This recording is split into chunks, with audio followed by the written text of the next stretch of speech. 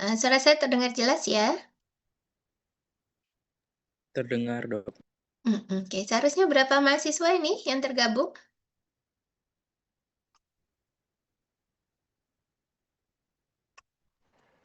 Berapa total jumlah mahasiswanya? Dua kelas ini AD ya? Halo, 174, dokter. 100? 74. Oh, masih banyak yang belum bergabung ini. Oke, mungkin kita tunggu. Sekarang jam berapa? Oke, mungkin 5 menit lagi ya. Minta tolong dibantu untuk di Zoom ini dengan format seperti di chat ya. Mohon maaf, jadi ada kelasnya. Kelas underscore 3 digit terakhir dari NIM underscore nama lengkap. Minta tolong diperbaiki ya. Jadi nama, kelas, kemudian NIM dan nama lengkap.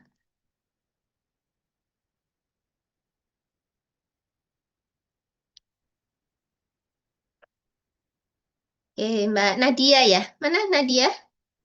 Sudah hadir? Nadia Indriantika? Iya, hadir, dok. Oke, nanti minta tolong dibantu ya.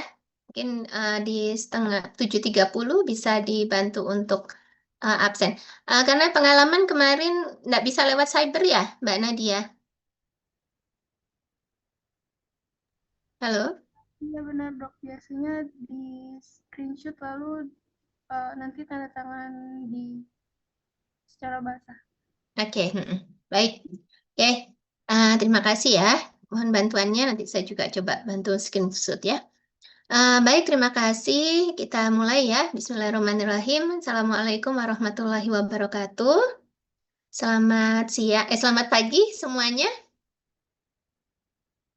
Oke, mahasiswa farmasi semester berapa ini? Semester 2, Dok. Semester 2. Oke.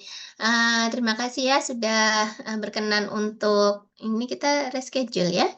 Pada hari ini untuk kuliah fisiologi topik urinary system. Oke.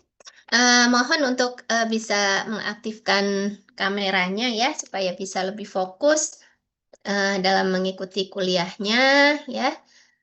Karena memang ya keadaan ya yang membuat kita online akhirnya kuliahnya. Oke, sebelumnya saya ingin absen dulu ya. Silakan bisa beri emot di kolom chatnya. Saya ingin tahu berapa yang stay tune ya di sini. Bisa kirim emot saja untuk di kolom chat nanti bisa saya lihat. Oke, silakan. Oke, terima kasih yang sudah on cam ya. Ada Mbak Najwa, kemudian Mas Afra, Muhammad Nur Fajar, Aulia, Anindya, oke, Akmal, banyak sekali. Oke, terima kasih. Oke, 5, 6.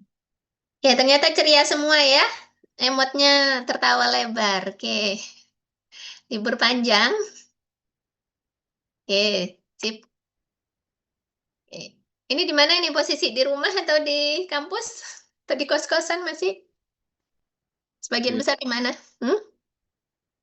Mas Akmal, di mana Mas Akmal? Di rumah, dokter. Alhamdulillah. Oke, Mbak Sinta. Mbak Di Sinta, kosan, dokter. kos-kosan. Oke, Mbak Niar Arista Nafila. Di mana nih posisi? Di rumah, dokter. Oke, alhamdulillah ya. Mudah-mudahan sehat semua ya. Baik, kita mulai. Bismillahirrahmanirrahim. Jadi pada pagi ini kita akan diskusi aja mungkin ya tentang sistem urinaria ya. Jadi fisiologi sistem urinaria. Oke, sebelumnya ketika Anda mendengar sistem urinaria, kira-kira apa yang Anda bayangkan? Langsung ingat apa? Ekskresi. Kenapa? Ekskresi. Ekskresi. Oke, ekskresi apa dan oleh siapa?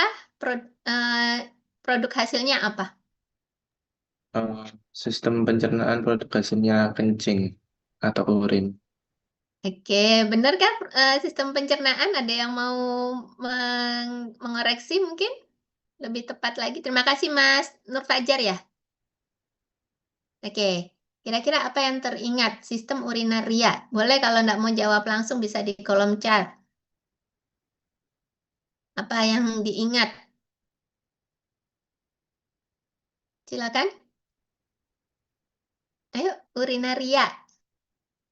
Ada kata apa di sana tuh? Ayo, udah baca belum? Sistem urinaria, oke betul tadi. Terkait dengan proses ekskresi. Ekskresi itu kan seperti pengeluaran ya, pembuangan. Berarti yang dibuang adalah zat-zat yang sudah tidak terpakai.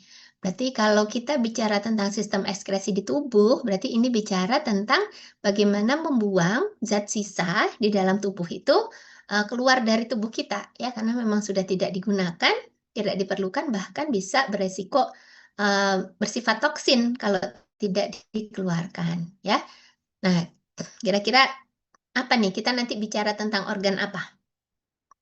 Ginjal. Oke, bagus, Mas. Terima kasih, Mas Timotius. Proses filtrasi, betul. Salah satu proses yang terjadi di sistem urinari ini adalah proses filtrasi penyaringan. Apalagi? Ayo. Berhubungan Dilakukan dengan oleh ginjal. Ginjal. Oke, tadi siapa yang perempuan nih? Jawabnya apa?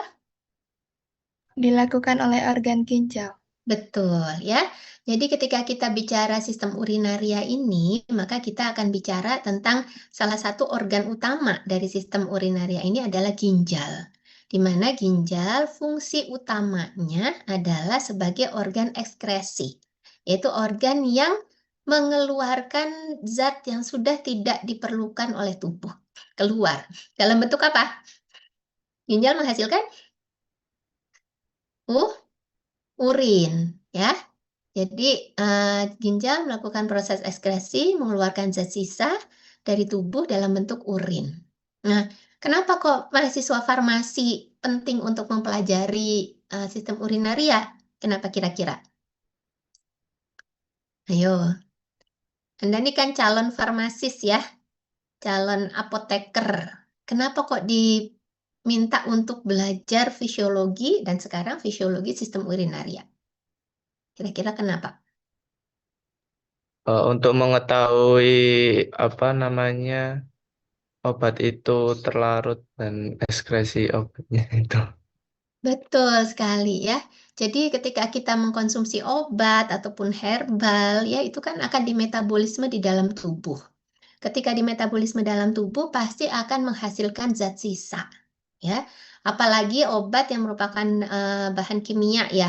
Maka ketika dia akan punya masa aktif gitu ya untuk dia bisa bekerja menghasilkan efek obat tersebut, tapi dia juga harus segera dibuang dari tubuh ya metabolismenya supaya tidak kemudian sifatnya racun. Nah, pembuangan utama ya dari metabolisme obat adalah melalui ginjal. Ya, sehingga Anda harus tahu bagaimana sih cara ginjal ini membuang zat sisa ya. Bagaimana caranya sehingga zat-zat sisa itu bisa keluar bersama urin. Nah, sekarang kita langsung ya. Nah, ternyata di setiap tahun ya kita itu ada yang namanya World Kidney Day. Jadi hari ginjal sedunia. Ya, mungkin kita pernah dengar ada hari AIDS ya, hari cancer atau hari ibu, hari ayah ya, hari TBC dan sebagainya. Ternyata juga ada hari ginjal sedunia. Kenapa sih kok sampai ada hari ginjal sedunia? Kira-kira biasanya kalau ada peringatan suatu hari itu apa maksudnya? Kenapa yuk? Ada momen kejadian. Tujuannya apa? Tujuannya untuk memberi peringatan gitu ya, membuat masyarakat itu sadar ya. Kenapa kok sampai ada peringatan Hari Ginjal ya? Bahkan di sini untuk tahun 2025 jargonnya itu adalah Are your kidney okay? Jadi apakah ginjal kamu baik-baik saja gitu kan? Jadi kita diminta untuk mendeteksi lebih awal tuh ya, detect early untuk melindungi kesehatan ginjal. Kenapa sih? Karena ternyata ginjal ini penyakit ginjal ya, terutama di sini penyakit ginjal kronis adalah satu dari penyebab dari 5 penyebab kematian tertinggi di dunia. Jadi luar biasa ini efeknya ya. Bahkan penyakit ginjal kronis ini terus meningkat dari tahun ke tahun. Di Indonesia juga begitu. Sejak 10 tahun yang lalu sampai sekarang, ketika ada riset kesehatan dasar, penderita penyakit ginjal kronis ini semakin meningkat. Kemudian yang paling mencengangkan adalah usia penderitanya semakin muda, ya. Mungkin kita selama ini mendengar bahwa yang sakit ginjal itu yang sepuh-sepuh gitu ya, yang di atas 50 tahun, di atas 40 tahun, 60 tahun. Tapi ternyata sudah ada juga kok ya, pasien penyakit ginjal itu yang usianya 20, 30 ya. Dan yang perlu digarisbawahi bahwa penyebab penyakit ginjalnya ini bukan karena penyakit ginjal primer ya. Artinya misalkan memang infeksi pada ginjal, kemudian akhirnya ginjalnya jadi terganggu fungsinya, bukan. Ya, tapi justru penyakit ginjalnya ini karena komplikasi ya, atau karena juga akibat dari pola hidup. Ya, jadi di sini sangat erat kaitannya ya, bagaimana peningkatan prevalensi penyakit ginjal itu dikaitkan dengan pola hidup, pola aktivitas. Nah, kalau kita bicara pola hidup, kita bicara pola aktivitas ya. Pola hidup itu meliputi pola aktivitas dan pola makan gitu ya, secara sederhananya.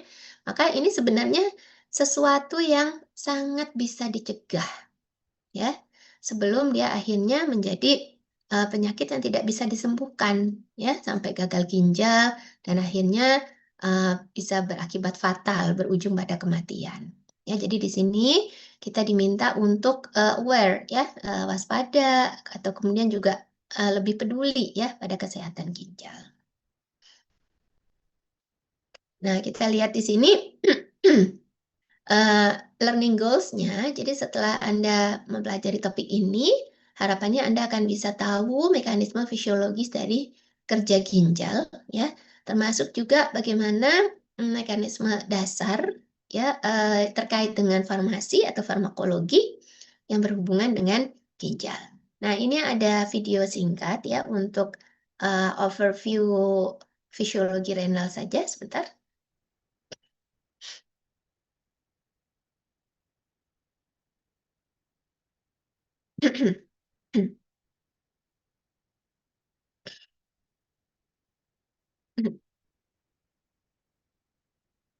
Oke, bisa kita simak ya.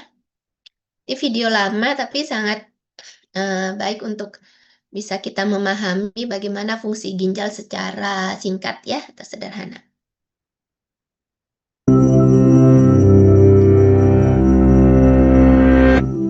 It's a hot day, and you've just downed several glasses of water, one after the other. Behind the sudden urge that follows are two bean-shaped organs that work as fine-tuned internal sensors. They balance the amount of fluid in your body, detect waste in your blood, and know when to release the vitamins, minerals, and hormones you need to stay alive. Say hello to your kidneys. The main role of these organs is to dispose of waste products and to turn them into urine. The body's 8 liters of blood pass through the kidneys between 20 and 25 times each day, meaning that together, these organs filter about 180 liters every 24 hours. The ingredients in your blood are constantly changing as you ingest food and drink, which explains why the kidneys need to be on permanent duty. Blood enters each kidney through arteries that branch and branch until they form tiny vessels that entwine with special internal modules called nephrons.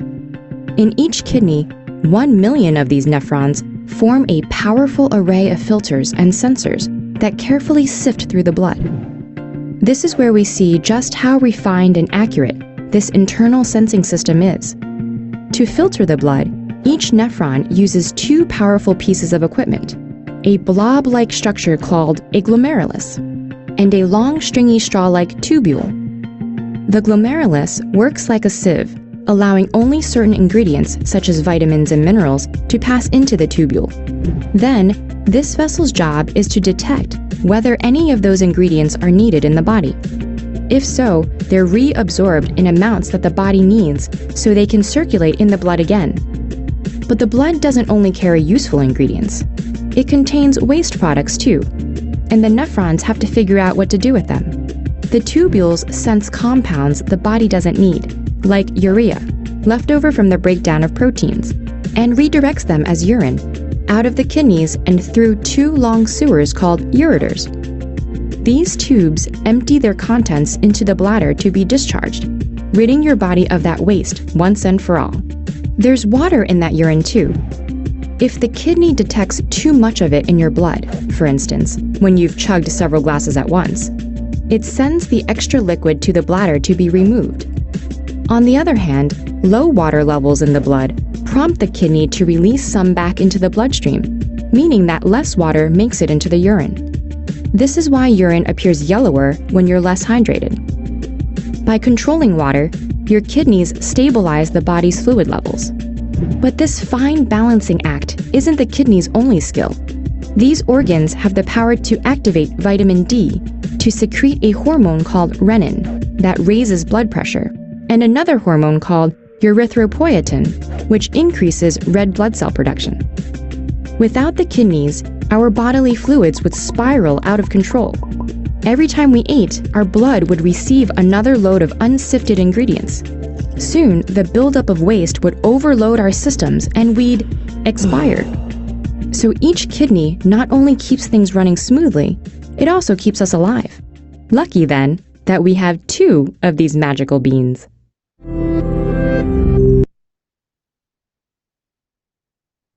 Oke, baik ya. Bagaimana? Jadi dari overview, coba silakan Anda tuliskan di chat box-nya ya. Apa saja fungsi ginjal yang Anda tangkap dari video tadi? Silakan. Silakan tulis di chat box ya. Fungsi ginjal, fungsi-fungsi ginjal ya, ada banyak ya.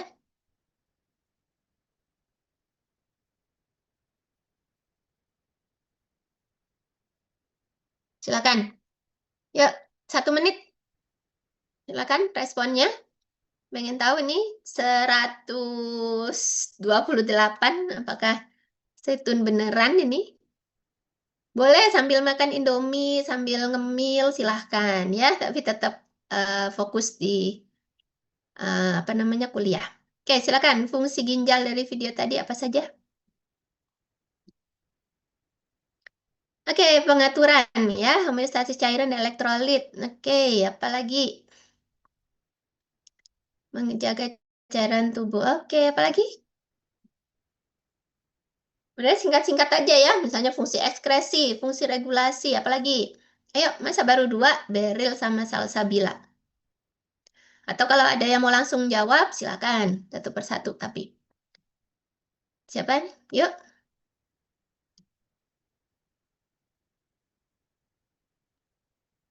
Untuk menyaring darah ekspresi zat sisa, terus kedua Oke. untuk mengatur keseimbangan cairan Terus, elektrolit, terus siapa untuk ini yang menjawab ini? Oh, Muhammad Nur Fajar lagi. Oke, terus? mengatur tekanan darah, untuk produksi hormon dan detoksifikasi. Oke, baik. Terima kasih, Mas Fajar. Yang lain mana ini? Masa nulis di kolom chat aja susah? Ayo. Sekresi. Oke, terima kasih, Timotius.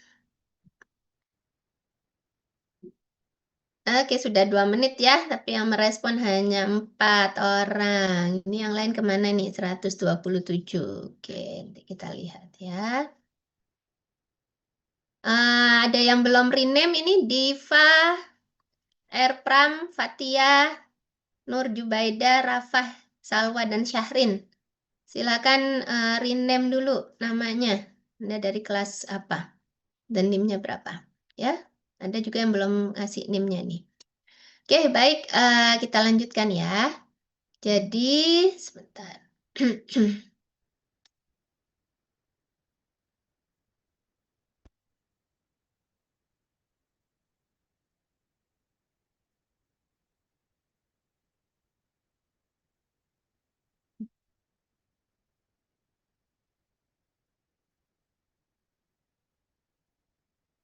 Kenapa tidak bisa?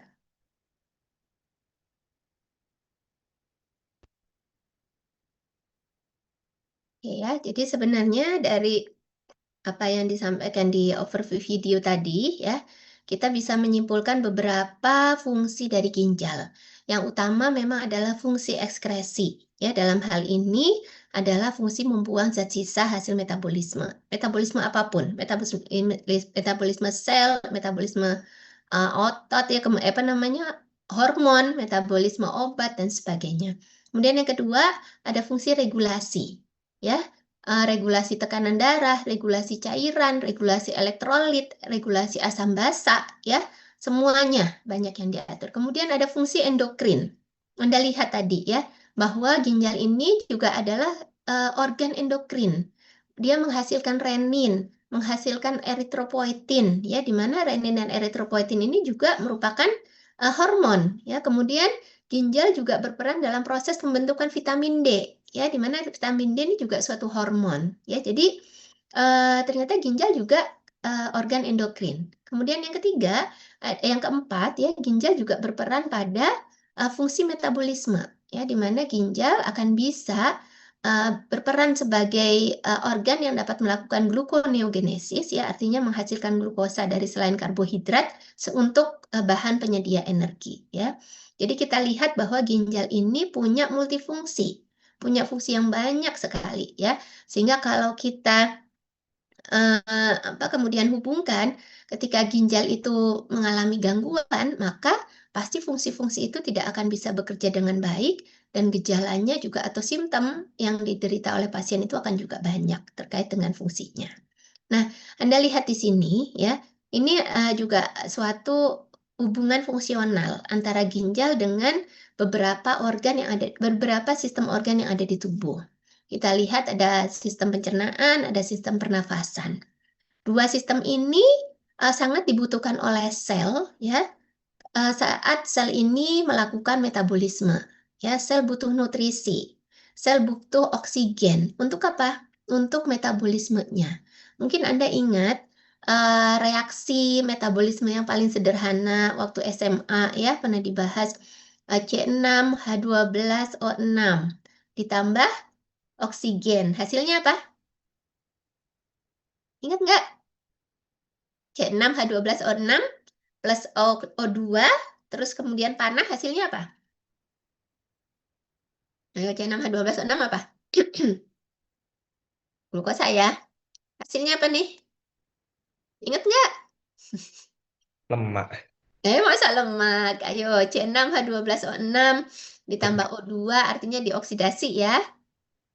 Menghasilkan CO2, kemudian apa? CO2 plus H2O. Dan satu lagi apa? Energi. Betul ya. Jadi Anda lihat di situ ya, ATP bagus juga ya. Jadi memang ada zat sisa ya yang dihasilkan dari proses metabolisme itu. Ada CO2, ada H2O, ada energi. Nah, nanti kalau misalnya nutrisinya atau zat bahan bakunya bukan karbohidrat, pasti ada lagi zat sisa yang lainnya ya, tidak sekedar CO2 saja. Maka zat sisa hasil metabolisme itu harus ada yang bertanggung jawab untuk membuangnya. Dan di sini kita lihat yang bertanggung jawab untuk membuang produk-produk metabolisme adalah ginjal. Jadi kita bisa lihat ya, kalau ada apa-apa dengan ginjal, maka proses ekskresinya pasti akan terganggu dan terjadi akumulasi dari zat sisa di tubuh. Nah, ini salah satu ilustrasi ya, bagaimana ginjal mengatur keseimbangan cairan. Tadi yang pertama adalah fungsi ekskresi yang dilakukan oleh ginjal. Yang kedua ini adalah fungsi regulasinya. Ya, kita lihat kalau kita bicara keseimbangan cairan, kalau kita bicara keseimbangan ya, maka kita akan bicara tentang pemasukan atau pendapatan sama dengan pengeluaran, gitu kan? Input sama dengan output. Berarti kalau keseimbangan cairan, masuk intake cairan atau input cairan atau di sini water gain, itu harus sama dengan water loss-nya. Nah, Anda bisa lihat nggak di sini? Untuk water gain atau intake cairan terbesar dari mana volumenya didapatkan? Dari makanan dan minuman, ya.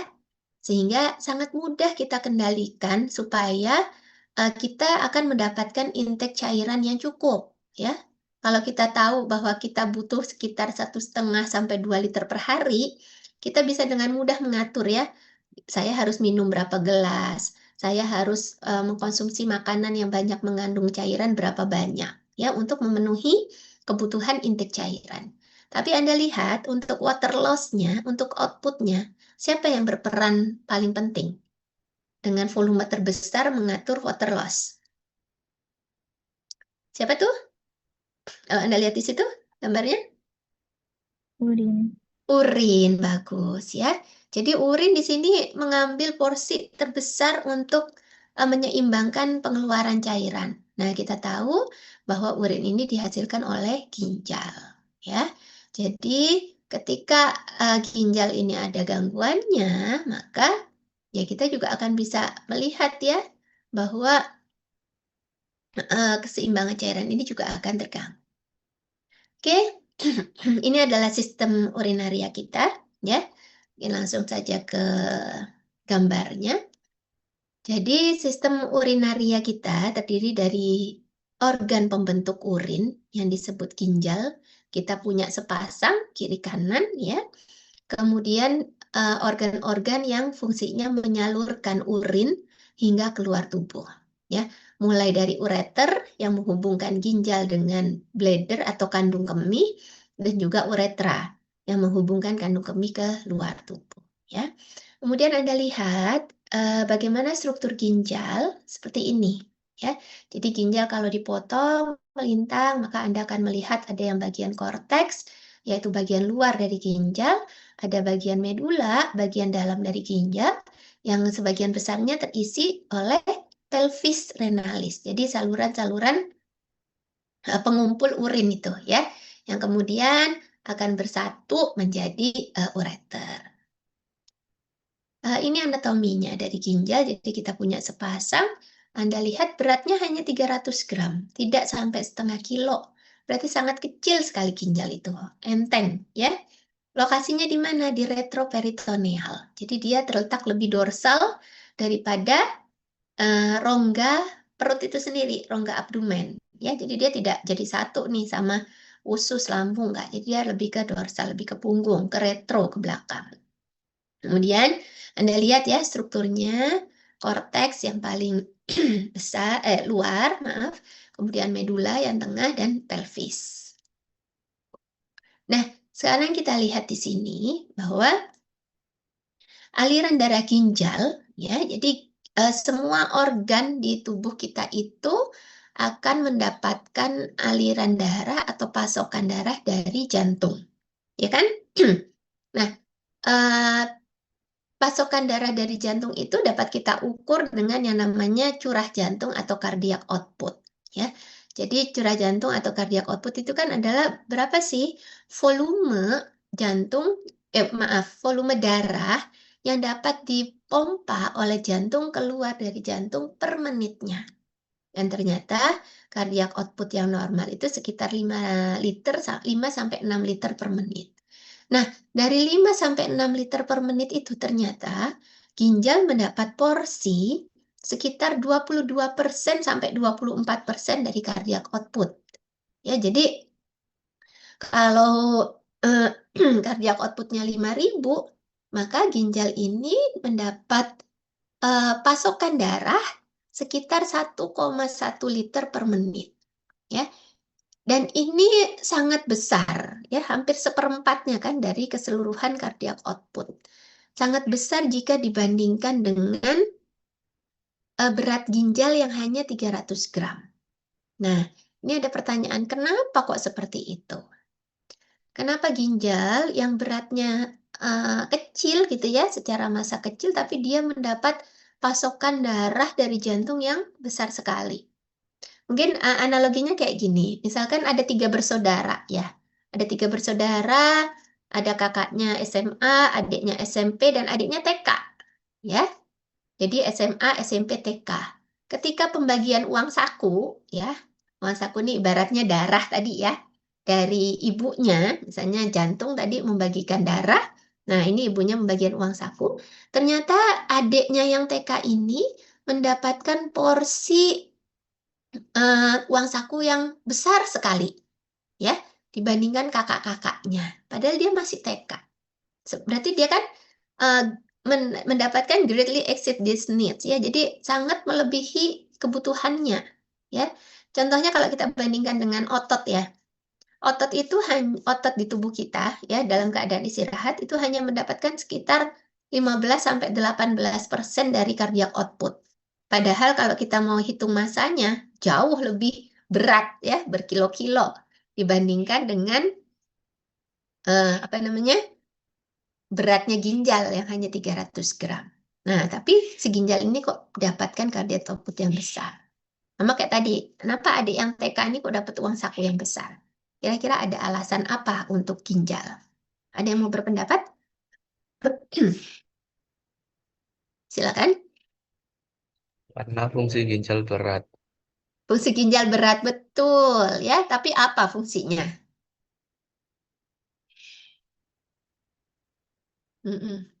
Bebannya berat, ya. Beban hidupnya lebih berat daripada yang anak SMA dan SMP.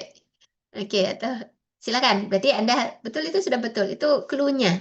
Karena memang ginjal punya fungsi yang berat. Tapi apa yang ginjal lakukan dengan penerimaan pasokan darah yang sebenarnya tidak sebanding dengan ukurannya yang cuma 300 gram.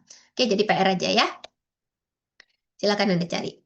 Nah, ini adalah aliran darah ginjal, ya. Ingat-ingat PR-nya, ya. Insya Allah ada kok di buku-buku. Kalau Mas siapa nih? Mas Fajar suka pakai ChatGPT lah, Mas Fajar. Oke. Ya, itulah mahasiswa zaman sekarang, ya. Nggak apa-apa, saya nggak melarang menggunakan AI, ya. Tapi mohon ditindaklanjuti dengan konfirmasi pada referensi ilmiah yang terpercaya, ya. Karena saya juga sering nih menemukan, apalagi kalau tugasnya mahasiswa, ya. Nggak apa-apa, saya juga pakai ChatGPT kok. Ya, ketika dikumpulkan kan ini diminta untuk menuliskan mengumpulkan makalah gitu, ya. Oke, wah bagus. Tapi ketika saya lihat referensinya, ya, kan juga bisa, ya, ChatGPT untuk silahkan tambahkan referensinya. Ketika diklik misalnya di OI-nya, ya, atau web jurnalnya itu nggak nyambung, ya.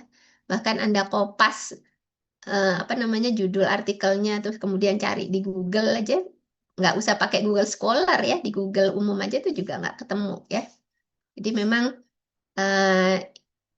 ya kadang AI ini, apalagi ini, ya, ChatGPT ini suka halu katanya, berhalusinasi. Tapi memang semakin kesini semakin baik, ya, semakin besar relevansinya dengan sumber ilmiah, tapi tetap kita harus berhati-hati, ya, tetap mencari sumber primernya, ya. Oke. Ya, anak zaman sekarang kalau nggak AI ya mungkin nggak keren gitu kan, ya. Ya, Fajar, ya. Oke. Terima kasih. Tapi ini sudah suatu atensi yang luar biasa, ya, daripada nggak berusaha mencari. Oke. Nah, ini renal blood supply, ya. Jadi Anda lihat, jadi di ginjal sama mulai dari aorta, kemudian ke arteri renalis, ya, dan terus bercabang-cabang kecil sampai akhirnya ada kapiler glomerulus namanya, ya. Kemudian baru ke peritubular kapilaris. Nah, ini ada keunikan di sini, ya, bahwa kapiler glomerulus ini biasanya kalau di tempat lain, kapiler itu kan dimulai dari arteriol, kemudian diakhiri dengan venul, ya. Tapi pada glomerulus ini, kapilernya dimulai, yang masuk itu adalah arteriol, yang keluar juga tetap arteriol, ya. Jadi yang masuk namanya arteriol aferen, yang keluar namanya arteriol eferen. Baru kemudian berlanjut ke kapiler peritubular, ya, kapiler di sekitar tubulus dari ginjal yang sifatnya sama seperti kapiler-kapiler di tempat lain, ya, yaitu terjadi tempat pertukaran oksigen dan CO2, ya. Baik, lanjut. Nah, ini Anda mungkin lihat, ini gambar apa? Masih ingat? Atau SMA? Gambar apa ini? Nefron. Nefron, betul ya. Jadi nefron adalah unit struktural dan fungsional terkecil yang membentuk ginjal. Jadi sebenarnya ketika kita membahas tentang fisiologi ginjal, yang kita bahas ya bagaimana fungsinya si nefron ini. Ya, karena memang ini motor utamanya dari ginjal. Ginjal melakukan fungsi ekskresi, ya nefron ini yang melakukan. Ginjal melakukan fungsi regulasi, ya di nefron ini juga, dan sebagainya. Ya, jadi nefron ini adalah unit struktural, jadi dia membentuk dan juga fungsional terkecil dari ginjal. Ya, membentuk dan juga menjalankan fungsi dari ginjal. Nah, ini tadi udah ya, multifungsi dari renal atau ginjal. Ada 4 ya. Nah, sekarang kita masuk ke nefron. Nah, nefron ini tadi sekali lagi unit terkecil dari ginjal. Kita memiliki kira-kira 1 juta ya, ada buku yang mengatakan 800.000 sampai 1,2 juta nefron dalam satu ginjal kita. Ya, jadi nefron yang kecil-kecil ini menyusun ginjal kita banyaknya kira-kira 1 sampai kira-kira 1 jutaan unit. Nah, perlu diperhatikan bahwa ginjal ini tidak bisa membentuk ginjal yang baru. Jadi tidak seperti misalkan kulit. Ya, kulit kan organ. Ketika kulit kita luka ya atau terkelupas, maka nanti akan ada proses regenerasi yang menggantikan kulit yang rusak itu dengan kulit yang baru. Betul ya? Otot, ya, otot juga bisa beregenerasi. Tulang juga patah gitu ya, fraktur akan bisa juga beregenerasi. Tapi ginjal tidak bisa. Karena apa? Karena nefron sebagai unit pembentuk ginjal yang terkecil ini juga tidak bisa beregenerasi. Jadi yang ada adalah penurunan jumlah nefron secara bertahap. Dan ini dimulai di usia 40 tahun. Jadi di atas 40 tahun itu akan terjadi secara alami ya. Jadi ini penuaan yang alami, akan terjadi penurunan jumlah nefron kira-kira 10% per dekade. Ya, jadi atau kalau 10% per dekade berarti 1% per tahun ya, jumlahnya itu akan menurun. Sehingga bisa bayangkan ya, ketika seseorang mengalami penuaan alami dari 40 ke 80 tahun, usia 80 tahun kira-kira tinggal berapa persen nefron jumlahnya? Ayo. Kalau penurunannya 10% per dekade, berarti kalau 80, usia 80 kira-kira berapa? 40. Penurunannya 40 ya. Di 40 itu 100% masih, anggapannya 100%. Kemudian terjadi penurunan 10% per dekade. Berarti di usia 80 tahun kira-kira tinggal berapa? Tinggal 60%. Betul, tinggal 60%. Ya. Bayangkan 60% itu sudah berat ya bagi ginjal. Nah, tapi terus gimana dong? Ya udah pasrah gitu ya. Pasrah aja emang sudah penuaan alami. Ternyata ya nggak begitu ya. Jadi selama penuaannya itu terjadi alami ya, artinya tidak diperparah dengan jadi kerusakan atau penurunan jumlah nefronnya itu tidak karena sakit ya, maka nefron yang sehat akan masih dapat mengkompensasi penurunan fungsi ginjal yang tua tadi ya, sehingga walaupun terjadi penurunan jumlah nefron ya karena ada kompensasi tersebut itu tidak akan sampai kemudian menimbulkan gejala ya, ginjal masih dapat berfungsi dengan baik. Tapi kalau kita ukur secara laboratorium misalnya ya, maka pasti memang akan menurun fungsi ginjalnya, tapi tidak sampai ada masalah yang serius.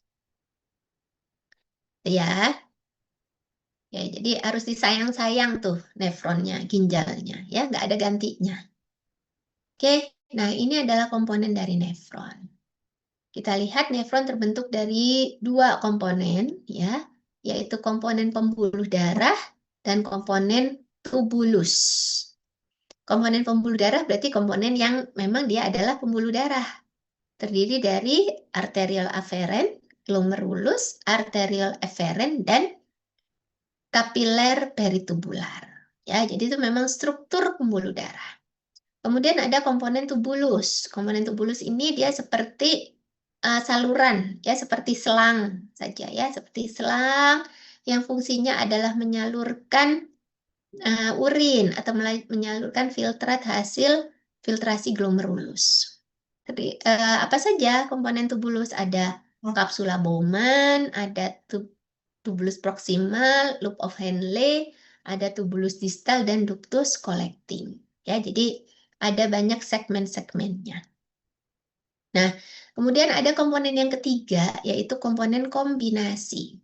Kombinasi antar apa? Yaitu kombinasi komponen pembuluh darah dan komponen tubulus. Yang kita sebut sebagai strukturnya namanya juxtaglomerular apparatus. Nah, sekarang kita lihat fungsi-fungsinya. Ya, jadi kalau yang vaskular ini fungsinya adalah yang aferen, glomerulus eferen ini terlibat dalam proses filtrasi.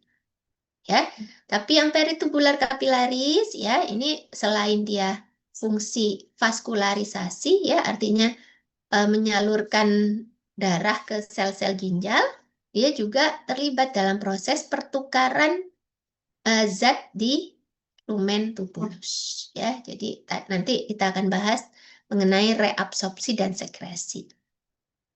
Komponen tubulus fungsinya adalah reabsorpsi dan sekresi atau pertukaran zat antara lumen dan peritubular.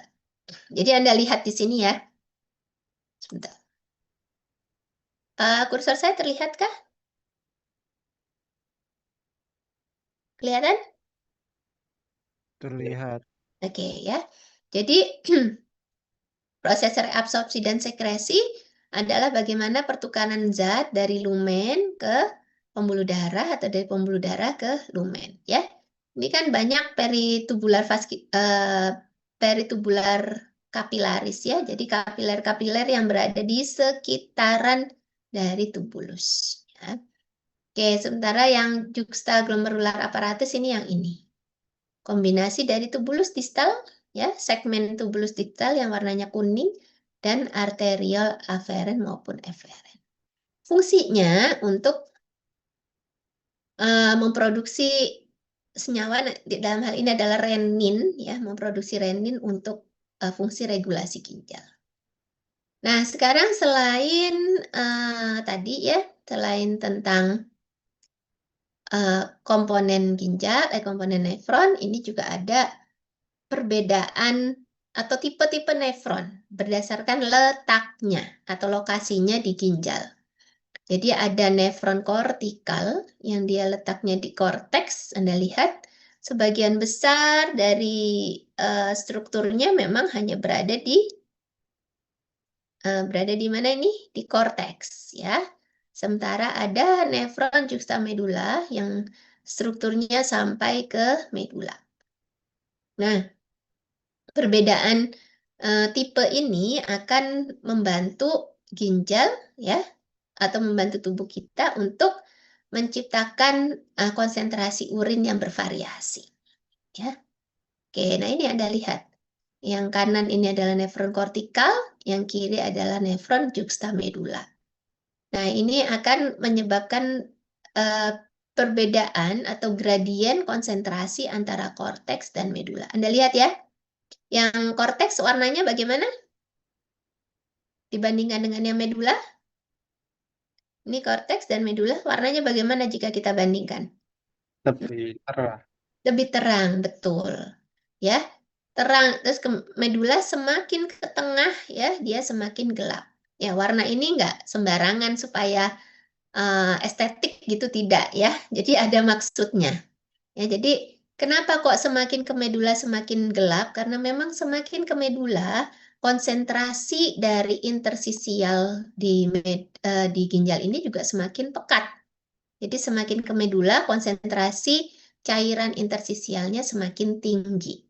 Ya, makanya hal ini juga akan sangat membantu ya ginjal atau nefron ini untuk bisa memproduksi urin sesuai kebutuhan tubuh.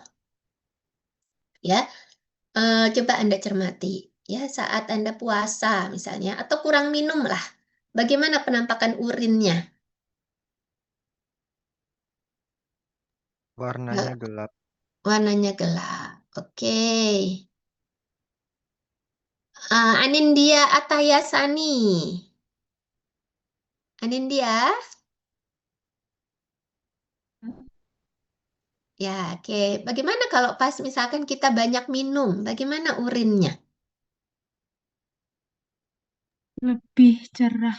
Lebih cerah. Oke, betul. Lebih encer ya. Nah, pengendalian konsentrasi urin ini juga kaitannya dengan bagaimana ginjal dapat mengendalikan konsentrasi di medulanya ini. Ya. Oke, nanti prosesnya kompleks ya dengan Cantor-Cure mechanism nanti. Nah, ini kita bicara komponen vaskular nefron yaitu glomerulus dan juga peritubular kapilar. Nah, ini adalah gambaran glomerulus ya.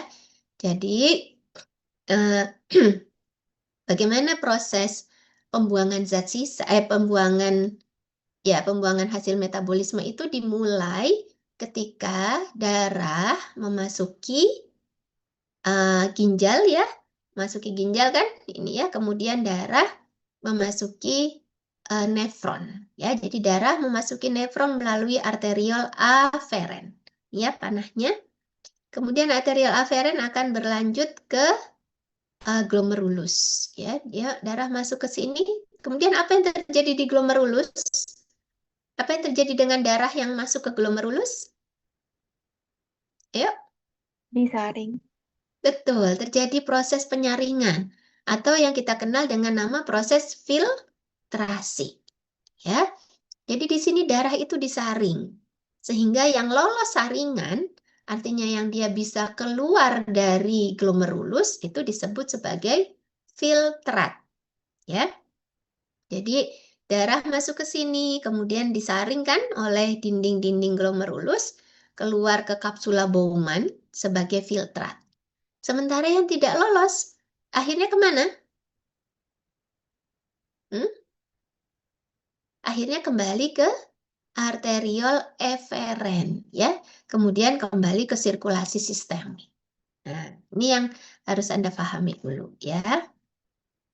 Nah, nanti di sini nanti kita akan lihat ya, bahwa jumlah filtrasi yang dilakukan oleh nefron ini adalah kira-kira kurang lebih adalah 20% dari 100% darah yang masuk. Jadi kalau misalkan ada 100% darah masuk ke nefron ya, nefron secara keseluruhan ya, maka 20%-nya akan menjadi filtrat. Sementara 80%-nya akan kembali ke arteriol eferen. Ya, jadi banyak yang kembali ke sistemik, ke sirkulasi sistemik. Nah, sekarang yang nefron tubular komponen. Ada gambarnya nggak? Nah, ini ya. Jadi untuk komponen yang tubulus, ini dimulai dari sebetulnya adalah kapsula Bowman ya. Jadi ini mulai dari kapsula Bowman, tapi dia tidak kemudian terjadi proses apa-apa ya di kapsula Bowman ini.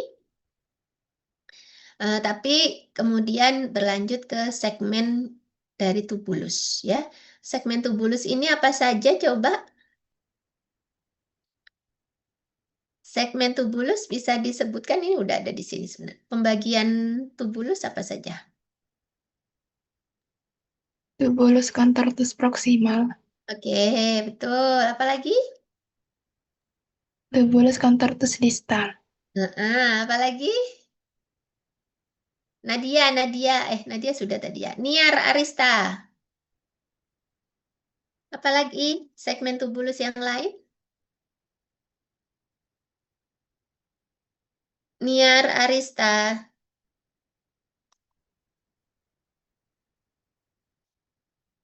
Ini yang tidak respon nih bisa diragukan kehadirannya nih. Niar Arista Nafila.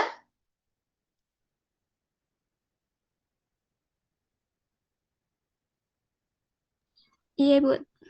Oke, sebutkan tadi segmen tubulusnya apa saja?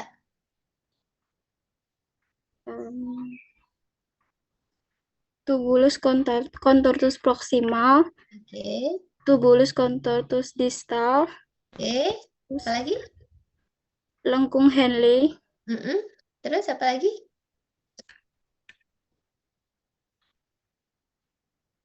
tubulus collectivus, Oke, bagus sekali. Oke, terima kasih ya Nadia ya. Ini selalu terjadi ya. Ketika sudah mulai dipanggilin itu jumlah partisipannya langsung menurun ini. Kenapa toh ya?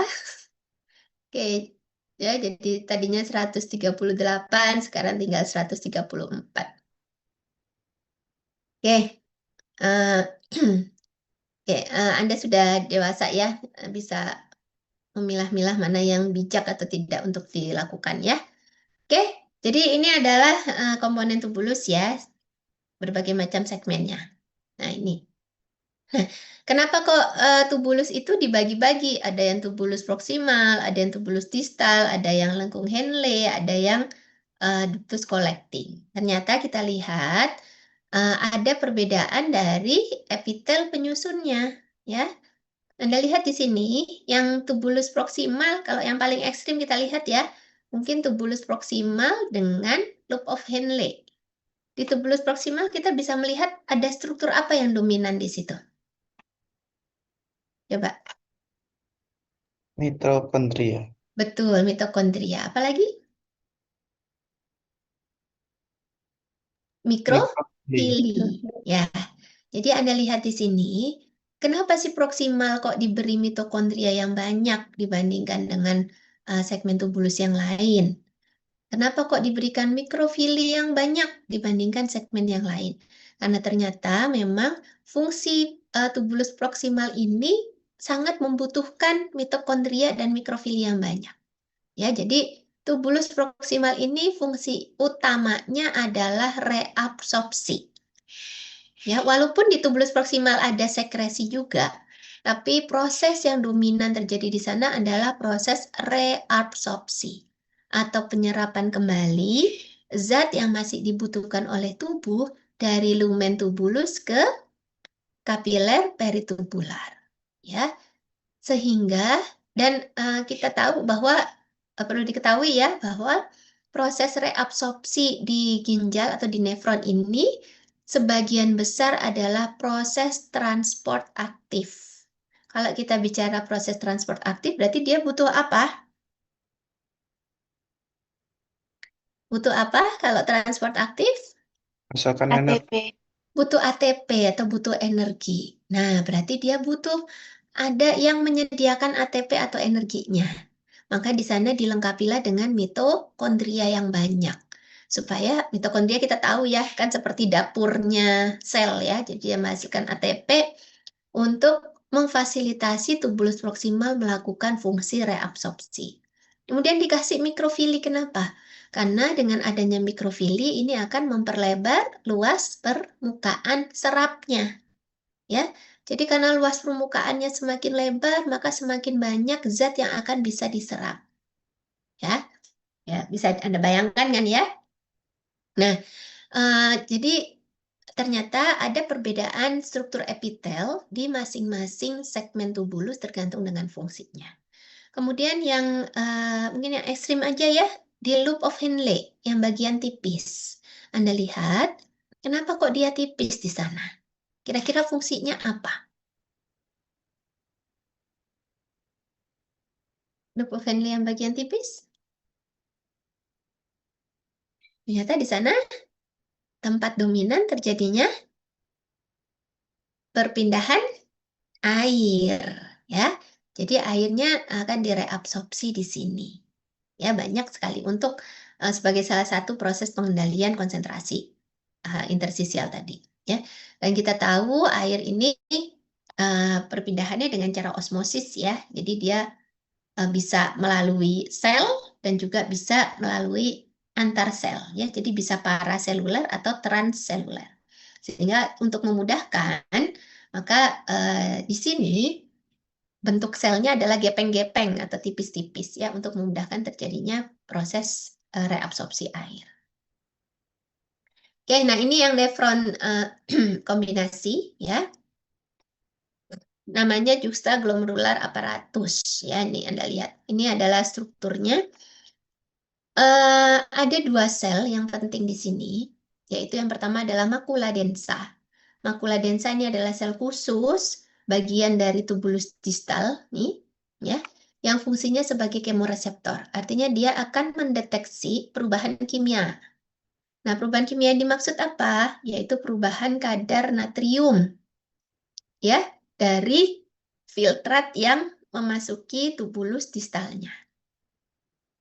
Jadi kalau kadar natriumnya tidak sama dengan normal, maka makula densa ini akan diaktifkan ya untuk kemudian nanti memberikan respon berupa stimulasi pelepasan renin. Nah, stimulasi pelepasan renin ini nanti pada akhirnya melalui suatu mekanisme renin, angiotensin, aldosteron akan mengembalikan kadar atau konsentrasi natrium menjadi normal ya. Kemudian ada sel juxtaglomerular. Sel juxtaglomerular ini berperan sebagai mekanoreseptor. Artinya reseptor yang sensitif terhadap perubahan apa? Mekano berarti artinya perubahan apa? Kalau kemo kan perubahan kimia. Kalau mekano berarti perubahan apa? Fisika. Ya, fisika. Oke, lebih Mekanik. spesifiknya benar sih fisika. Tapi spesifiknya Mekanik. mekanik ya. Jadi perubahan gerak. Nah, kira-kira atau ya secara fisik di sini ya. Nah, kira-kira perubahan apa sih yang bisa ditangkap di juxtaglomerular cell yang merupakan ini Anda lihat ya, juxtaglomerular cell ini ada di sekitar arteriol. Berarti kira-kira perubahan gerak seperti apa atau perubahan fisik seperti apa yang bisa dideteksi oleh sel juxtaglomerular? Kira-kira apa? Yaitu perubahan tekanan darah. Ya, jadi kan Anda tahu ketika darah masuk ke arteriol di sini, dia pasti punya tekanan kan? Tekanan hidrostatik tentu saja ya, yang kemudian menekan dinding-dinding pembuluh darahnya. Ya, di sini menekan. Nah, ketika ada perubahan tekanan darah yang memasuki arteriol aferen, di mana ini tidak normal ya, biasanya karena penurunan tekanan darah, maka ini akan mengaktifkan mekanoreseptor. Dia akan mendeteksi, oh tekanan darahnya turun nih. Berarti harus ada suatu kompensasi untuk mengembalikan tekanan darah. Dengan cara apa? Ya, ini tadi sama seperti yang makula densa. Sama-sama menstimulasi sekresi renin. Ya, yang nanti pada akhirnya akan mengembalikan tekanan darah. Jadi juxtaglomerular apparatus di sini sangat berperan penting pada regulasi sistemik tekanan darah ya, dan juga komposisi dari filtrat karena adanya dua reseptor yang akan mendeteksi tadi. Nah, ini ya, jadi lebih jelas lagi Anda bisa lihat ya. Nah, kita masuk ke urine formation. Jadi proses pembentukan urin dimulai dari ini ya, ketika darah memasuki arteriol aferen, masuk ke glomerulus ya, maka dia akan kemudian mengalami proses filtrasi ya.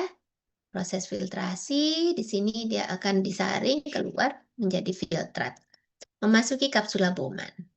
Kemudian berlanjut ke tubulus. Nah, di tubulus ini terjadi proses yang dua ini reabsorpsi, ya, penyerapan kembali dan proses sekresi.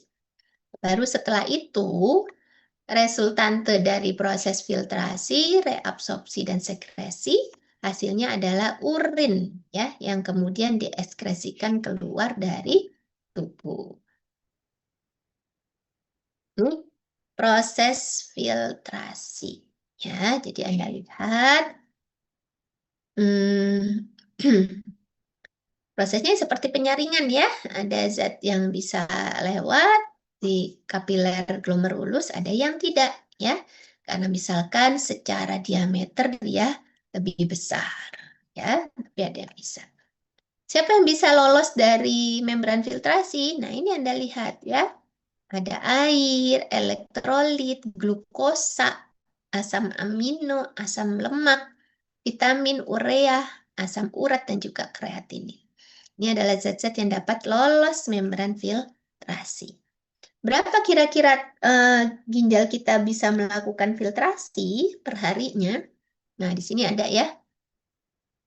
Jadi kira-kira laju filtrasi glomerulus itu 90 sampai 125 ml per menit. Kira-kira banyak apa sedikit? 125 ml per menit. Banyak. Banyak. Dibandingkan dengan apa? Kalau misalnya pakai takaran gelas gitu, seberapa banyak 125? Nggak sampai setengah gelas ya. Ya, jadi cuman ya sedikit lah, 125 ml per menit. Tapi Anda lihat, kalau misalkan ini kita konversi ke hari, maka kita akan bisa lihat bahwa ginjal itu akan menghasilkan filtrat ya atau menyaring darah sebanyak 180 liter per hari. Nah, coba bayangkan 180 liter per hari itu kira-kira sebanyak apa?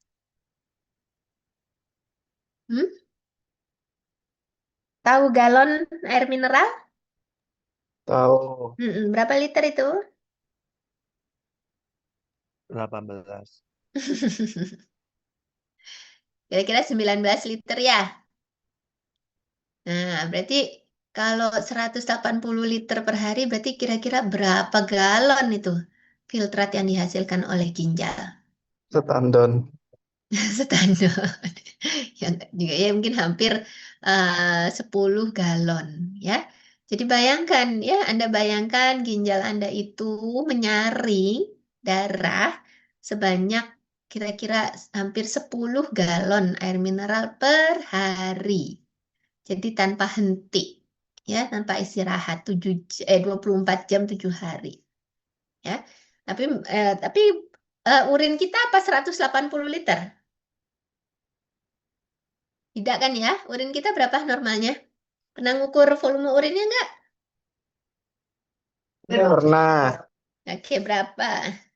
Ya, kira-kira 22 literan ya atau 1,8. Jadi hanya 1% dari hasil filtrasinya itu yang benar-benar dibuang oleh tubuh. Ya, jadi kita bayangkan sudah menyaring 180 liter, masih harus menyerap lagi melalui proses reabsorpsi kan 99%. Jadi Anda bisa lihat betapa beratnya ya fungsi ginjal di sini ya.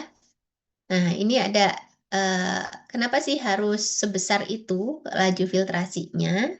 Ya, supaya zat sisa itu bisa secara cepat ya dibuang oleh tubuh ya dan bisa direabsorpsi kembali sehingga memungkinkan semua cairan tubuh itu difiltrasi dan direabsorpsi berulang kali dalam satu hari. Nah, ini ya jadi filtrasi 20% tadi ya dari plasma yang masuk ke glomerulus menjadi terfiltrasi. Ini membran yang harus dilalui oleh glomerulus. Oleh darah ya. Jadi ada 3 membran.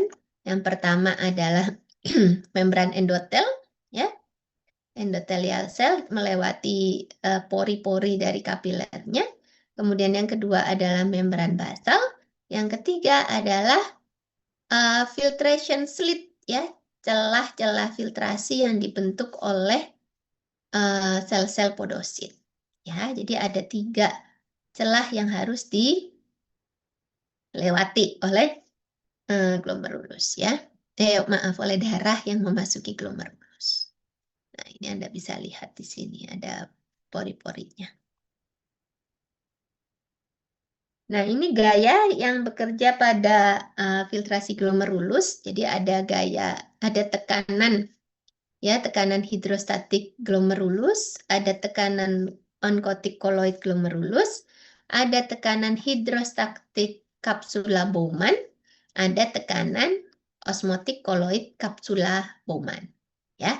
Kita lihat arahnya, maka berdasarkan arahnya, tekanan-tekanan yang ada di dua kompartemen ini ya, dalam artian di glomerulus dan di kapsula Bowman ini akan dibagi menjadi dua tipe gaya atau tekanan. Jadi ada tekanan yang mendorong terjadinya filtrasi, yaitu tekanan-tekanan yang arahnya searah dengan filtrasi, ya, jadi ke arah kapsula Bowman. Ini adalah tekanan hidrostatik glomerulus dan sebenarnya di sini ada tekanan oncotic osmotik dari kapsula Bowman. Nah, tapi di sini tekanan tersebut dienolkan karena memang tidak ada tekanannya akibat tidak ada protein yang keluar memasuki kapsula Bowman. Ya. Dan juga tekanan yang berlawanan arah dari filtrasi, yaitu tekanan osmotic colloid glomerulus, ya, dia yang arahnya ke sana, dan tekanan hidrostatik dari kapsula Bowman. Nah, nanti tekanan filtrasi netonya berarti resultante antara tekanan-tekanan yang terjadi di glomerulus dan tekanan yang terjadi di kapsula Bowman.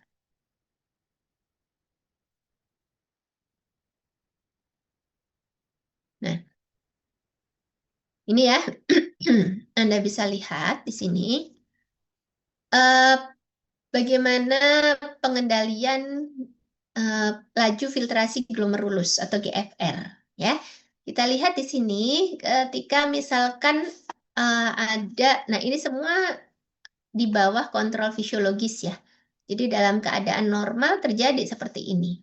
Ya, jadi bagaimana tubuh kita itu secara normal juga bisa mengatur kapan urinnya banyak, kapan urinnya sedikit. Itu ya salah satunya dengan mekanisme ini, yaitu meningkatkan tahanan arteriol aferen atau di arteriol eferennya. Ya, jadi contohnya di sini ketika R ini kan resistensi ya.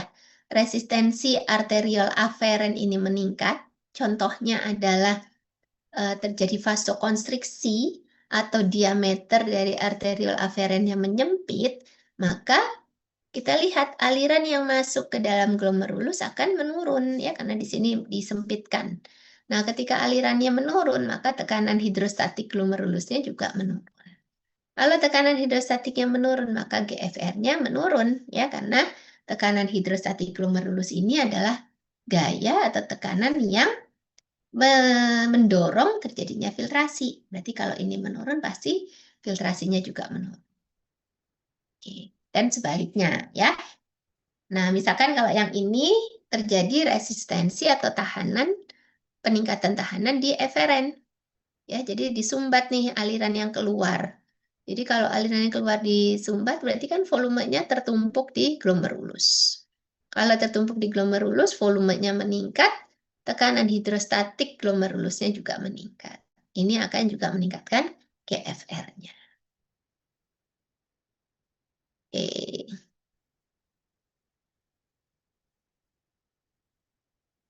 Nah, mungkin nanti ini Anda cari sendiri ya, ada di textbook Guyton ya.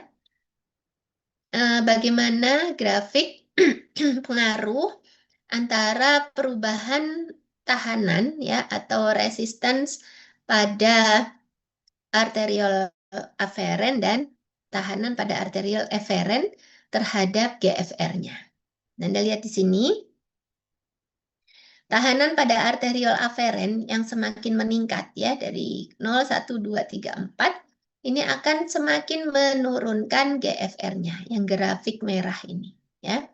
Jadi semakin meningkat tahanan arteriol aferen, semakin menurun GFR-nya. Seperti tadi, semakin besar tahanannya, semakin sempit diameter aferennya, maka semakin turun kan tekanan hidrostatiknya, semakin turun juga GFR-nya. Tapi di sini ada perbedaan pada peningkatan tahanan arteriol eferen.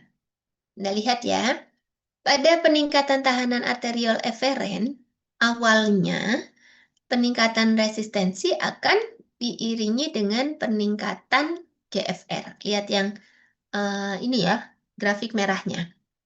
Bertambah tahanannya, bertambah juga GFR-nya. Karena Anda lihat di sini.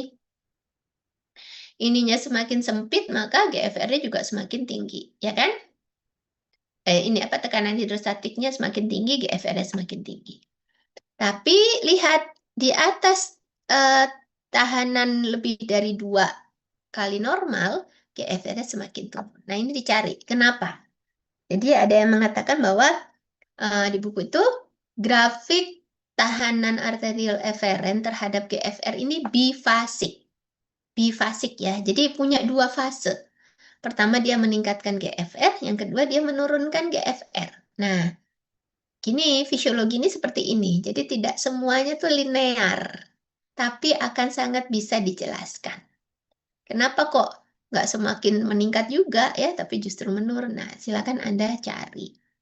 Apa yang menjelaskan bahwa arterial eferen ini, peningkatan arterial eferen akan awalnya meningkatkan, tapi kemudian menurunkan GFR-nya. Nah, kemudian ini juga jadi PR aja ya. Regulasi GFR, ya, pengaturan filtrasi glomerulus. Jadi di sini clue-nya untuk regulasi filtrasi glomerulus itu ada 2.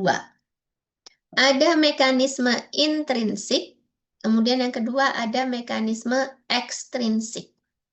Jadi ada 2 mekanisme yang mengatur terkait dengan filtrasi glomerulus. Mekanisme intrinsik ini adalah mekanisme yang dilakukan oleh ginjal itu sendiri. Jadi ginjal tuh bisa ngatur kapan GFR-nya tinggi, kapan GFR-nya rendah. Ya. Nah, ini ada di sini ya, terdiri dari tubuloglomerular feedback mechanism, ada juga myogenic mechanism. Ya, jadi ini adalah mekanisme intrinsik yang dilakukan oleh ginjal untuk mengatur filtrasi glomerulus. Nah, yang kedua adalah mekanisme ekstrinsik. Nah, mekanisme ekstrinsik ini dilakukan oleh sistem saraf simpatik dan hormon.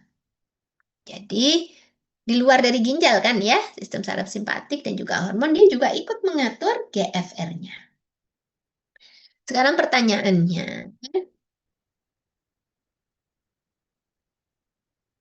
ini ya.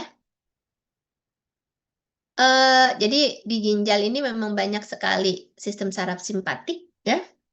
Sama sistem saraf simpatik juga akan bisa mengkonstriksikan arteriol di renal di nefron ya. Nah, tapi pertanyaannya adalah kapan ya mekanisme intrinsik maupun ekstrinsik ini mengatur GFR atau mengatur filtrasi glomerulus. Dalam keadaan fisiologis ya, artinya fisiologis ya normal ya. Siapa yang mengatur filtrasi glomerulus ini? Apakah salah satunya? Apakah keduanya? Ya, ataukah keduanya tapi salah satunya dominan, misalkan gitu ya. Kemudian ini sebenarnya ada jawabannya ya, bisa Anda lihat. Misalkan pada keadaan emergensi atau pada keadaan darurat yang mengancam jiwa. Kira-kira mekanisme yang mengatur GFR ini siapa? Ya, silakan Anda cari. Nah, sebenarnya jadi ginjal ini secara default-nya ya, jadi settingan awalnya itu dia akan berusaha untuk mengoptimalkan fungsi ekskresi. Jadi mengoptimalkan fungsi membuang zat sisa. Ya, berarti akan mengoptimalkan fungsi filtrasi. Ya. Kecuali ada yang kemudian mengatur dia untuk tidak melakukan hal itu. Nah, itu nanti Anda jelaskan dengan mekanisme intrinsik atau ekstrinsik ini ya. Silakan. Nah, ini renal clearance atau bersihan renal. Ini sangat penting untuk Anda ya, mahasiswa farmasi. Ya, jadi bagaimana prinsip bersihan renal ini digunakan untuk mengetahui fungsi filtrasi dari ginjal. Kenapa kok gitu? Ya, jadi Anda lihat di sini bahwa bersihan renal atau renal clearance ini adalah suatu pengukuran ya yang mengindikasikan atau kita dapat mengukur bagaimana darah kita atau plasma darah kita itu dibersihkan dari suatu zat per satuan waktu. Jadi misalkan ya, Anda minum obat A, ya, satu obat A, maka dia masuk, pasti minum kan, masuk ke, misalnya minum ya oral, melalui oral, masuk ke saluran pencernaan, kan nanti akan diabsorpsi oleh usus ya, masuk ke darah. Maka kita akan punya kadar obat A di dalam darah, betul? Nah, kadar obat A ini kan nggak boleh selamanya kan ada di dalam tubuh ya. Dia harus kemudian bekerja pada sel targetnya dan kemudian juga harus dibuang ya. Karena ada proses metabolismenya. Nah, nanti kita bisa mengukurnya dengan ini renal clearance ya. Jadi setelah kita misalkan mengkonsumsi tadi 100 mg obat A, sehingga kemudian ada 100 ml, misalnya ya, ada 100 mg kadar obat A di dalam darah, ya, kira-kira dalam satuan waktu 1 hari misalkan, seberapa banyak kadar obat A yang masih tersimpan di darah, gitu ya. Nah, ini kan nanti akan menandakan fungsi ginjal. Ya, ketika ginjalnya itu berfungsi dengan baik, maka ketika ada obat yang masa paruhnya adalah misalkan 12 jam, ya maka ketika 12 jam harusnya sudah tidak ada sama sekali di dalam darah, gitu kan? Karena dia sudah entah di metabolisme, entah juga sudah dibuang dari dalam tubuh melalui ginjal. Nah, jadi ini renal clearance ini mengukur bagaimana ginjal dapat membersihkan darah dari suatu zat per satuan waktu. Kita tahu bahwa cara ginjal membersihkan suatu zat dari tubuh adalah dengan proses pembentukan urin, ya kan? Karena bersama urin itulah zat yang sudah tidak diperlukan tubuh itu akan dibuang, dibersihkan dalam artian seperti itu ya. Nah, di sini proses pembuangan zat sisa itu ya diwakili oleh proses filtrasi. Loh, kenapa kok nggak sekresi juga? Ya, padahal kan sekresi juga sama ya, membuang zat dari tubuh ke tubulus ya. Tapi ternyata di sini memang jumlah zat yang disekresikan kemudian dibuang itu jauh lebih sedikit daripada jumlah yang dibuang, jumlah zat yang dibuang yang melalui filtrasinya.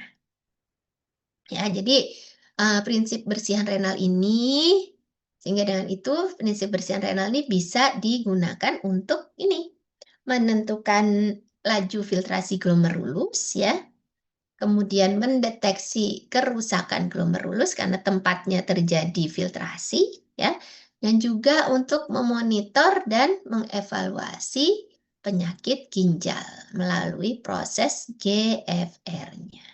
Ya. Oke, ini inulin clearance. Ya.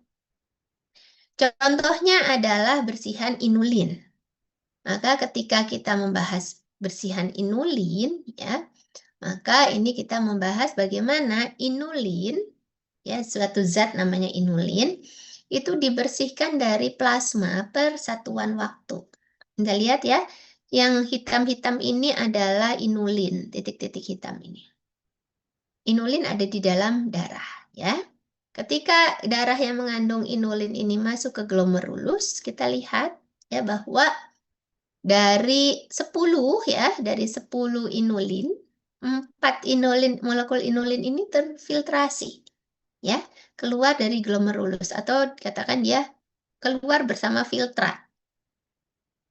Jadi ada 4 molekul dalam 100 ml per menitnya atau 100 ml per menit inulin lah kira-kira ya. Nah, dari 4 yang keluar ini ternyata ketika masuk ke tubulus dia tidak direabsorpsi kembali. Ya, jadi ya 100 ml aja ya, 0 inulin reabsorb. Dan kemudian yang dari peritubular juga tidak disekresi. Ya, sehingga kita akan bisa mengukur bahwa dalam satuan waktu berapa inulin yang bisa dibersihkan dari darah, ya. Jadi ini dapat 100 ml per menit, ya.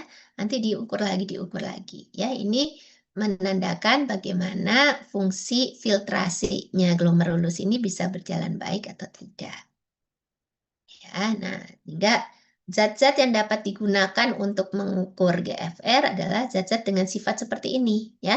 Molekulnya kecil dan seterusnya. Nah, ini adalah visualisasi saja bagaimana gambar proses pembentukan urin yang terjadi di nefron. Sekarang kita masuk ke reabsorpsi dan sekresi. Jadi reabsorpsi terjadi sebagian besar di tubulus proksimal, ya. Jadi mengembalikan zat dari lumen ke tubulus. Sama juga harus melewati banyak steps, ya. Anda lihat di sini ada 5 steps, ya. Mulai dari ini kan tubulus, ini peritubular kapilaris, ya. Maka zat yang harus berpindah dari tubulus ke peritubular kapilaris harus melalui 5 step ini, ya. Melewati membran lumina, melewati cairan sitosolnya, melewati membran basolateral, melewati cairan interstisial, dan akhirnya melewati membran endotelnya dari kapiler. Bagaimana cara suatu zat itu bisa berpindah? Ya, jadi ada transport aktif dan transport pasif. Ya, jadi zat ini dapat berpindah, ya, dari lumen ke tubulus, ya, dengan cara transport aktif dan transport pasif. Ya, jadi yang aktif adalah yang menggunakan energi dan dia melawan gradien konsentrasi, ya. Sementara yang pasif dia tidak menggunakan energi dan menuruni gradien konsentrasinya.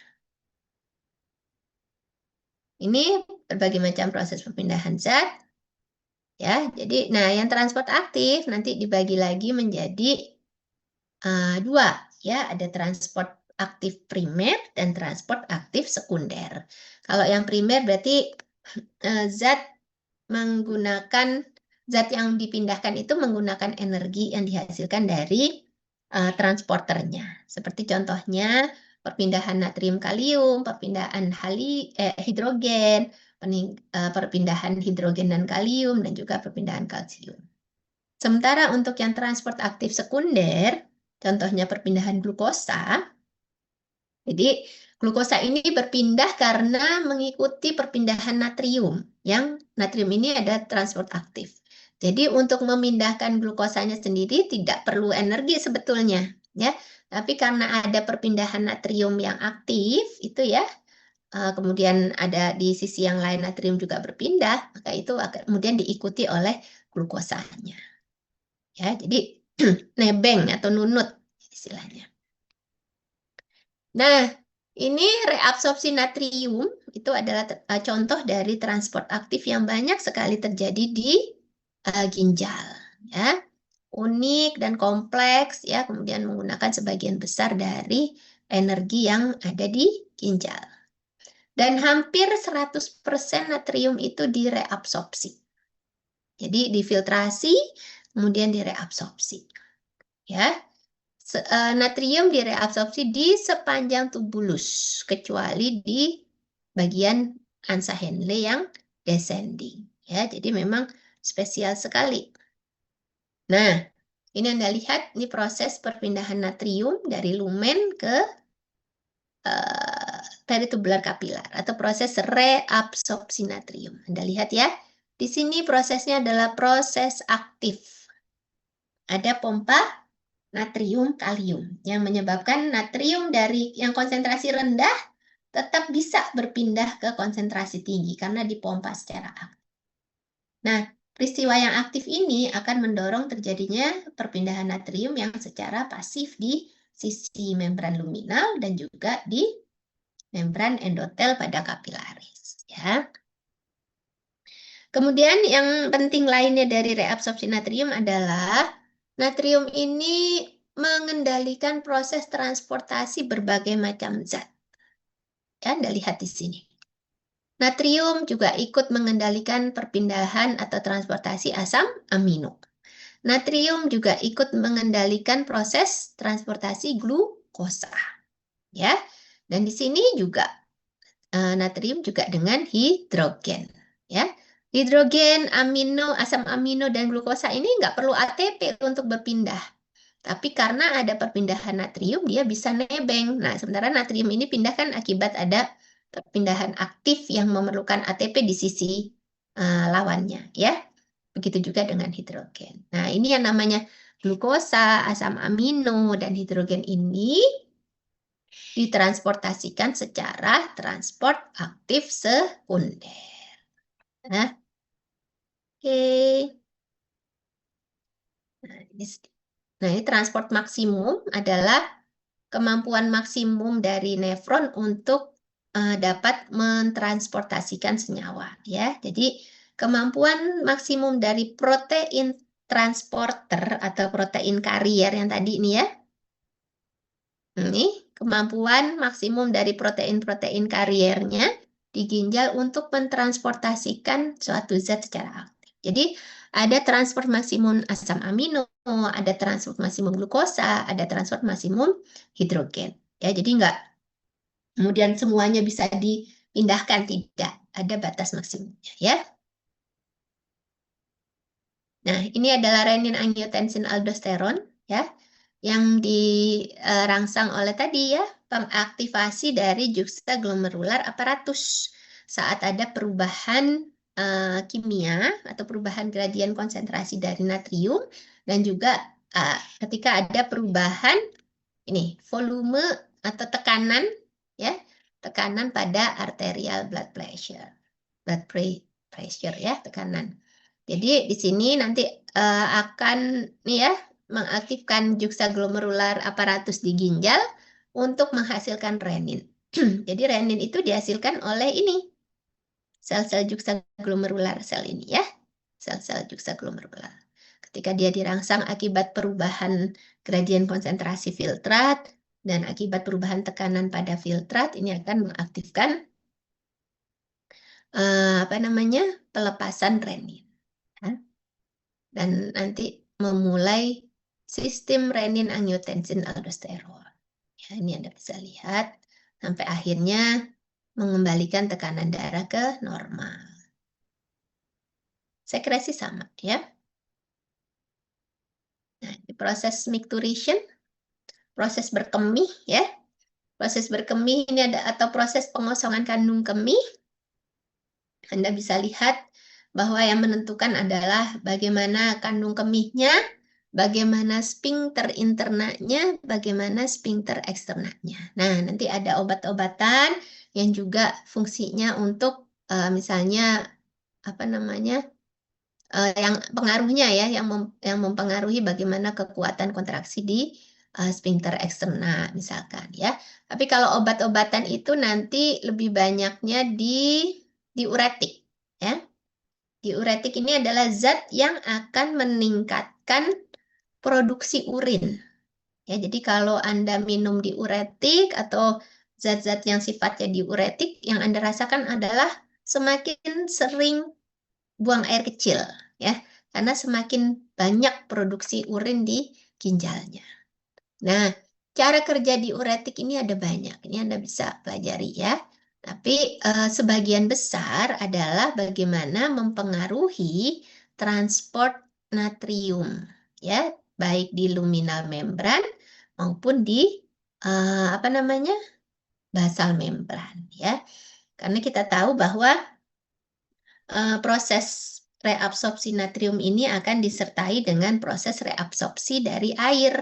Sehingga kalau pada titik tangkap transporter natriumnya diberikan obat-obatan tertentu ya, maka ini juga akan mempengaruhi reabsorpsi air. Kalau air tidak direabsorpsi berarti kan dia banyak atau terkumpul di lumen ya. Kalau banyak terkumpul di lumen artinya nanti akan menjadi urin. Berarti semakin meningkatlah urinnya ya. Oke, sampai sini ada yang mau ditanyakan?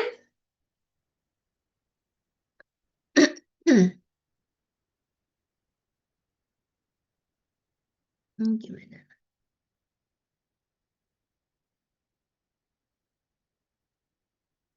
Oke, ada yang mau ditanyakan dulu atau didiskusikan? Silakan.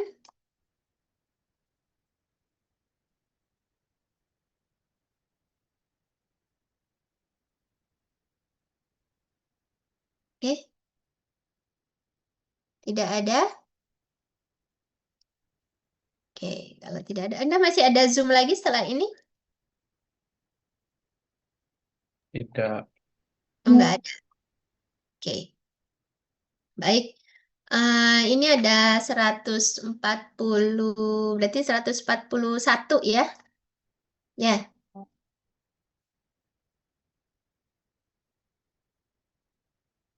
Oke, ada 141 mahasiswa.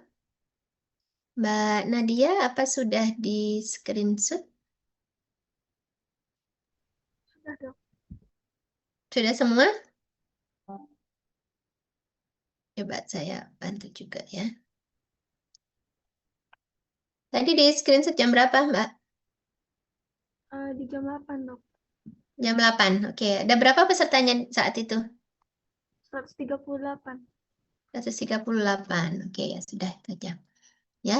Oke, nanti bisa minta tolong ya untuk dilaporkan ke saya ya. Terutama mungkin yang belum ada kelasnya ini apa benar kelas B dan C ya. Kemudian nanti bisa saya validasi ya. Kemudian atau misalkan ada yang belum tergabung bisa menunjukkan buktinya ya, gabung di jam berapa dan kenapa alasannya telat ya. Oke, ada yang mau didiskusikan lagi? Nggak ada. Oke, terima kasih ya. Benar nggak ada yang mau didiskusikan? Oke, baik. Terima kasih yang semangat apa namanya konsisten untuk on cam ya.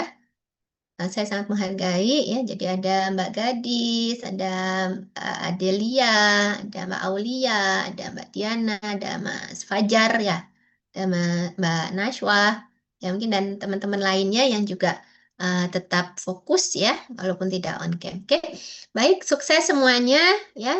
Semoga bermanfaat apa yang kita pelajari hari ini. Nanti menjadi farmasis yang handal ya, yang profesional, amanah, lulus tepat waktu, IPK-nya 4 ya. Oke ya. Oke, saya tunggu kiprahnya.